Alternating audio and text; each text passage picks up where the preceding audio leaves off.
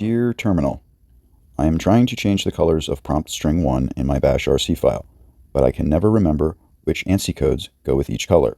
Is there any way you can help me become less of a brain moron? Keep in mind, I want to do as little actual work as possible. Oh, and please, no Python. OMG. So sick of Python right now. Thanks, bro. Signed, a Termux rando.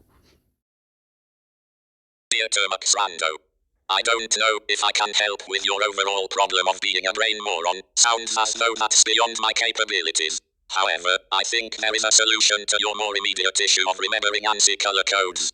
Since you are trying to customize a bash prompt, and requested we not use the Python programming language to help, I thought it would be appropriate if we used a bash script. After all, when in bash, let's use bash, right? Hope this helps. Xterm.